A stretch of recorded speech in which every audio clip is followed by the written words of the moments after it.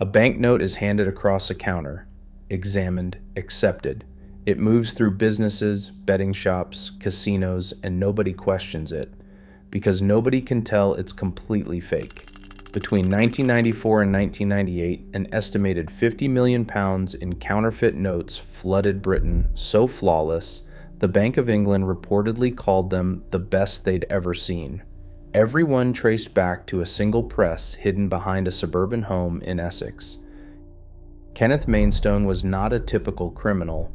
He was a 61-year-old commercial printer living in Upminster, Essex, an outwardly respectable businessman with no prior criminal record. For years, Mainstone operated a legitimate printing company, developing a highly technical mastery of color registration, paper characteristics, and ink chemistry. But investigators would later reveal that this exact expertise was being applied to a far more lucrative enterprise. Behind his 400,000-pound home, inside a detached garden outbuilding, sat a commercial-grade 4-color Heidelberg offset printing press. This was not the cheap, improvised equipment typical of street-level counterfeiters. It was a massive industrial machine capable of high-resolution, multi-layered replication.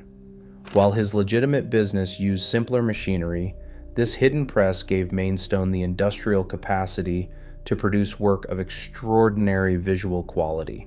To understand how a suburban printer could bypass the security of a major central bank, we must look at the specific physical features of the banknotes themselves, and the precise technical challenges Mainstone had to overcome to mimic them. During the 1990s, a genuine Bank of England note was a complex, three-dimensional security object. The foundation was a unique cotton-based paper with a specific weight and tactile feel designed to resist wear. Inside this substrate sat a woven metallic thread and a multi-toned watermark of the Queen, both embedded directly into the wet pulp during the manufacturing stage. On the surface, massive intaglio presses stamped thick, tactile ink under immense pressure, creating raised ridges that cashiers could easily feel with their fingers. For fine line detail, the plates utilized intricate engraving that standard cameras struggled to capture. To bypass this defense, a counterfeiter had to construct a flawless illusion of depth. Mainstone's strategy was to translate these embedded physical layers into purely visual imitations. He used a surface-applied metallic foil to mimic the woven thread, and simulated the watermark through clever lithographic printing techniques. Utilizing professional color printing and finishing, he made the flat surface appear layered and genuine, passing casual inspection. The results were extraordinary. When Bank of England experts later analyzed the notes, they described them as the best they have seen in this country. But this visual perfection concealed a fundamental difference in construction. While the bills could easily bypass a busy cashier, they carried a silent, recurring signature, one that would eventually draw the attention of a massive police task force. The finished notes quickly found their way into cash-heavy businesses across the United Kingdom. They flooded pubs, casinos, betting shops, and petrol stations, places where cashiers operated under high volume and rapid turnover. Managing this massive logistical operation was Stephen Jory. Jory coordinated a complex distribution network, supplying street-level runners who bought the counterfeit currency for a fraction of its face value and dispersed it into the daily flow of commerce. Because the visual replication was so convincing, the notes slipped easily through standard cash handling channels, traveling hundreds of miles away from the press. But as the sheer volume of these high-quality duplicates expanded across the country, they began to leave a distinct trail. To stop the financial bleeding, investigators knew they had to trace these notes back to their original source. Between 1994 and 1998, this single operation produced an estimated 50 million pounds in counterfeit face value. According to police reports, this output accounted for roughly 2/3 of all counterfeit paper currency circulating in the United Kingdom during those 4 years. but these numbers require careful audit. An estimate of notes printed is not the same as a count of confirmed cash seized or direct losses suffered by banks. This distinction also resolves the headline claim of $80 million. No official records mention American currency. The $80 million figure is a later conversion of the 50 million pounds, calculated at the late 90s exchange rate of roughly $1.6 to the pound. Beyond these staggering estimates, the physical trail left by the notes was about to trigger a massive, multi-agency manhunt. By the late 1990s, the sheer volume of high-quality counterfeits turning up across the United Kingdom forced law enforcement to act. This was no longer a series of isolated local frauds. It was a coordinated assault on the national currency. In response, police launched a massive multi-agency task force codenamed Operation Mermaid.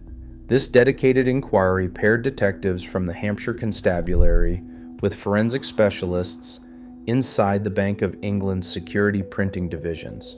Rather than looking for a suspect on the street, investigators began with the physical evidence. They gathered more than 16,000 suspicious banknotes recovered from different cities, casinos, and banks across the country. In laboratory settings, forensic teams compared these separate notes side by side, analyzing them under microscopes.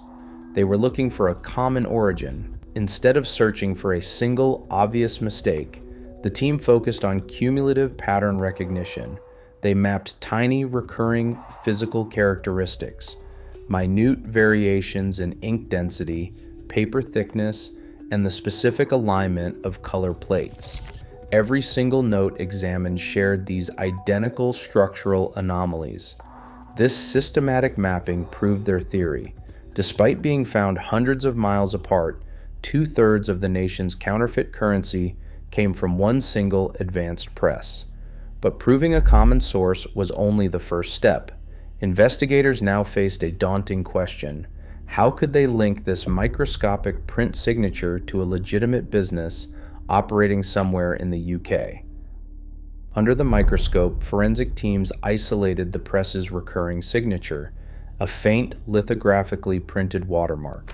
While a genuine watermark is embedded deep within the paper pulp, this imitation was printed on the surface, leaving a consistent stamp across thousands of separate notes. This physical footprint soon collided with a critical paper trail. Inside a seized bundle of counterfeit cash, detectives discovered a discarded promotional flyer for a dealership called Cranham Caravans. The advertising scrap led investigators directly to an Essex commercial design firm named Intech Graphics. Registered as a director of that company was Kenneth Mainstone. Detectives placed Mainstone under constant surveillance, soon intercepting a series of encrypted pager messages. These communications relied on the codename Biggles, a specific nickname referencing Mainstone's private twin-seater aircraft. The physical net finally closed on August 14, 1998. Officers raided Bernard Ferrier's property on the Isle of Wight, uncovering an outhouse packed with a Heidelberg press, plates, and 1.5 million pounds in uncut notes. This seizure pointed detectives directly back to Essex. Weeks later, police raided Mainstone's Upminster home, seizing his 4-color Heidelberg press, custom inks, and enough specialized paper stock to print an estimated 11 million pounds in counterfeit bills. The massive offset press was no longer just a piece of commercial machinery. It was now the physical link binding Mainstone directly to the country's most prolific illicit printing network, cementing the case that would soon head to trial. In late 1999, the case arrived at Winchester Crown Court. The trial lasted approximately 3 months, concluding in early 2000. Describing the operation as an entirely different league, Judge Michael Broderick handed down heavy prison terms to the conspirators. Kenneth Mainstone was sentenced to 12 years, while Stephen Jory received 8. Anthony Wilkie received 3 years and 9 months, and Martin Watmoff was sent to 3 years. Bernard Ferrier died before his sentencing, and Edward Burns was acquitted. In the aftermath, the Bank of England initiated a quiet review of its security approach, analyzing the vulnerabilities that had allowed these high-quality counterfeits to bypass their domestic systems. Today, as physical cash fades, the underlying vulnerability remains. Our financial systems do not run on paper, they run on shared belief. When trust can be so perfectly printed, the illusion becomes reality. What do you think of this case? Share your thoughts below.